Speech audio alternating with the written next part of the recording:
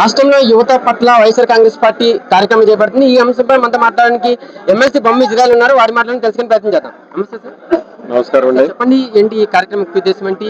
ఈ కార్యక్రమం పట్ల మీరు ఏ విధంగా యువతకి సందేశం ఇస్తున్నారు?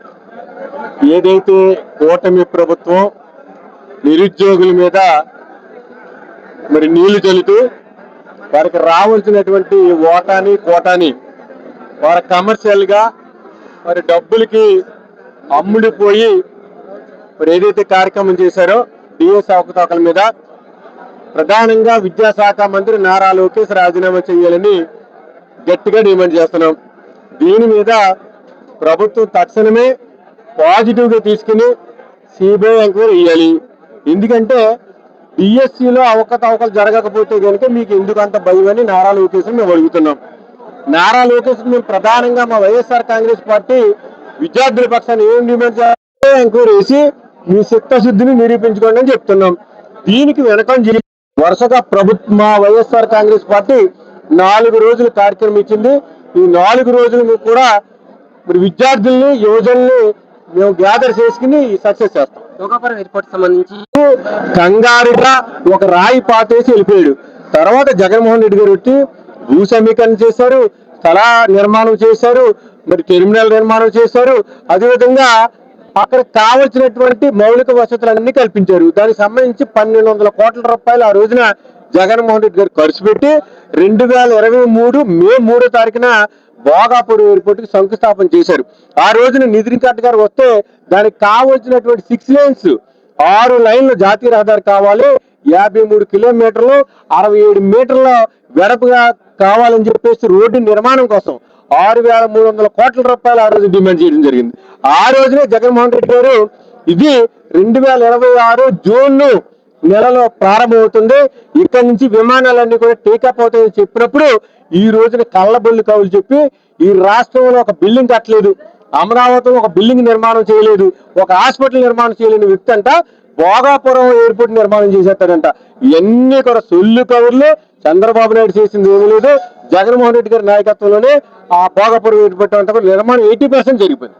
మీ ఎమ్మెల్యే పైన అరెస్ట్ అంటే అర్ధరాత్రి తలుపులు బద్దలు కొట్టి విరూపాక్షని అరెస్ట్ చేశారు.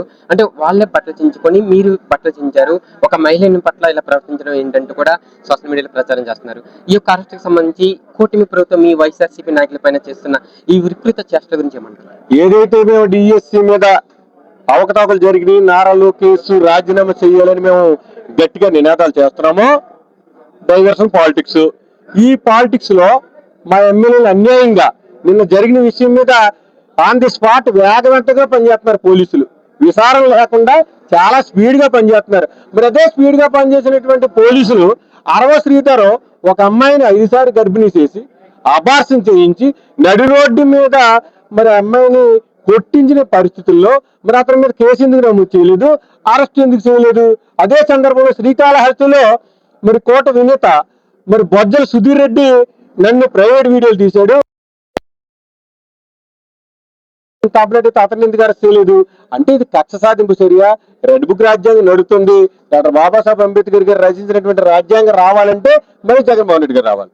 పవన్ కళ్యాణ్ గారు చేసిన వ్యాఖ్యలు భోగాపురం ఎయిర్పోర్ట్ ప్రారంభోత్సవంలో నరేంద్ర మోడీ గారిని ఏదనంటే కన్నీళ్లు పర్యంతం అవుతున్నారు అంటున్నారు అన్న పవన్ కళ్యాణ్ గతంలో చాలా పాచిపల్లి లడ్డూలు ఇస్తున్నారంటూ కూడా విమర్శించారు ఆయన. ఈ రోజు ఆయనే మాట్లాడుతున్నారు. పవన్ కళ్యాణ్ గారి యొక్క వ్యాఖ్యల గురించి మీరు ఏం చెప్తారు? ఆయన యొక్క స్థిరత్వం గురించి కూడా మీరు ఏమంటారు? పవన్ కళ్యాణ్ అనే వ్యక్తి స్టెబిలిటీ లేనటువంటి వ్యక్తి.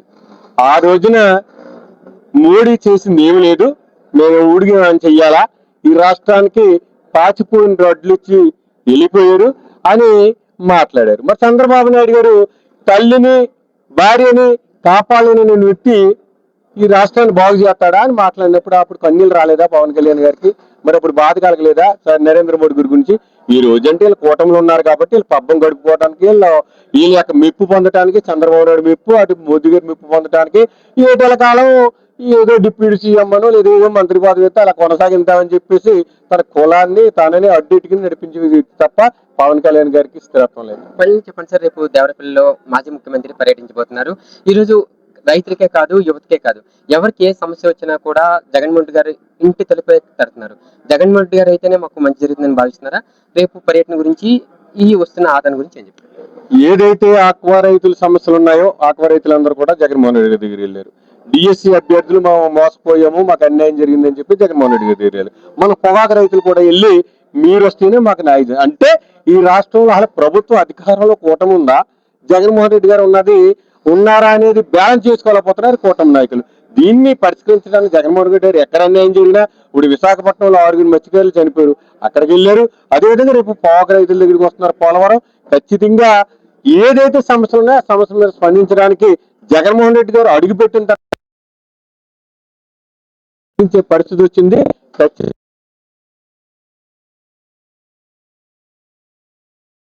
ముఖ్యమంత్రి అయితే పేదలు కానీ, విద్యార్థులు కానీ, లేదా దళితులు కానీ, వెనకబడే తరగతుల వారు కానీ సంతోషంగా ఉండాలన్నా, సుఖంగా ఉండాలన్నా జగన్మోహన్ రెడ్డి గారి నాయకత్వం కావాలి. కోనసీమ జిల్లాలో మీరు చాలా విస్తృతంగా పర్యటిస్తున్నారు. పార్టీ గౌరవ ఓటమి తర్వాత చాలా గట్టిగా కూడా మాట్లాడుతున్నారు. కేసులు పెడితే భయపడే అవకాశం ఉందా బొమ్మిది ఇజ్రాయెల్ గారు? కేసులు ఆటోమేటిక్ గా రాయలసీమలో కానీ లేదంటే తెలంగాణ ఆ ప్రాంతాల్లో జరుగుతున్నాయి. ఇక్కడ కూడా సంవత్సరం తీసుకొస్తే మరీ మంచిది. మా నాయకుడు ఆధ్వర్యంలో మేము గుర్తింపు పొందడానికి ఇంకా మాకు ప్రయోజనం చేకూరుతుంది, అవకాశం అవుతుందని సందర్భంగా తెలియపరుస్తాం.